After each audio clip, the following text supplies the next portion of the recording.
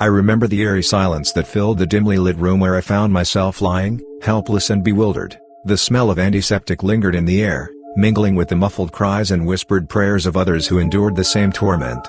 It was late in 1945, just as the world was beginning to learn the true horror of the Nazi regime's experiments on human beings. I had been captured by the SS while working in the French resistance, and my fate had become uncertain.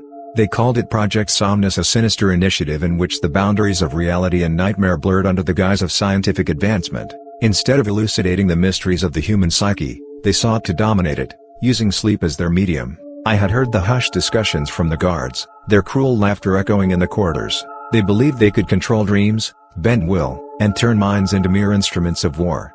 Before I realized what was happening, they subjected me to a series of injections, laced with strange serum designed to manipulate my sleep patterns. They assured me it was for scientific purposes, a mere ruse to hide their sadistic game. Each time I drifted into unconsciousness, I was thrust into a realm where nightmares became tangible, where I could taste fear, hear despair, see the very essence of terror manifest before my eyes.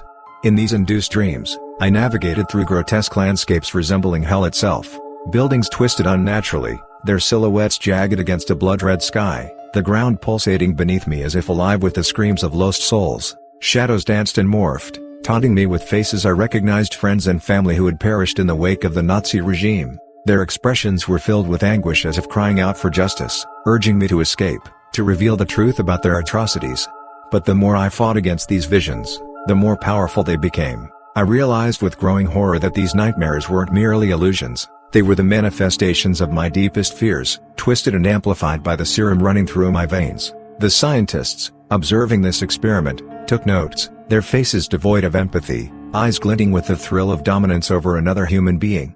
Days morphed into interminable weeks. Each session left me more shattered, gnawing at the edges of my sanity. Memories blended with nightmares, and I began to question reality itself. Did I truly exist outside of these dreams? Was I just another pawn in their deadly game? I often found myself in a loop, waking up in the same cell, only to plunge back into the nightmarish embrace of Project Somnus.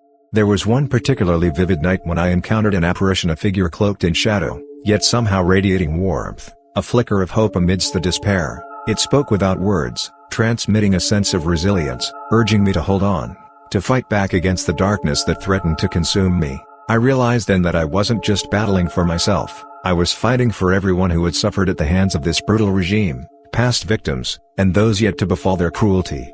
With a newfound determination, I learned to manipulate the nightmares. I began to confront the figures haunting my dreams, transforming my fear into anger, and my anger into action.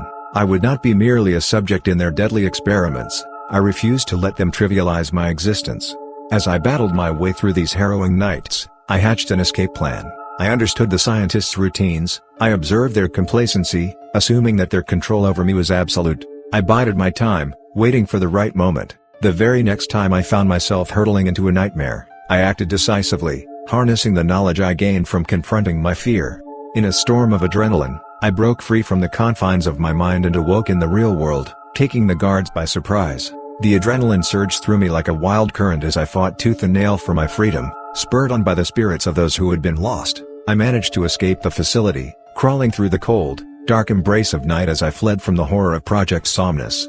Emerging into the dawn's light, I knew the fight was far from over. My body bore the scars of the experiment, but my spirit soared. I had survived the nightmares, and I was determined to expose the horrors I had endured, to lay bare the truth behind the monstrous ambitions that had driven man to such depths of evil. The world needed to know the truth, not just about me, but about all the innocent lives caught in the crossfire of madness and ambition. With each step away from that cursed place, I vowed to confront the past, bringing the darkness into the light, no matter the cost.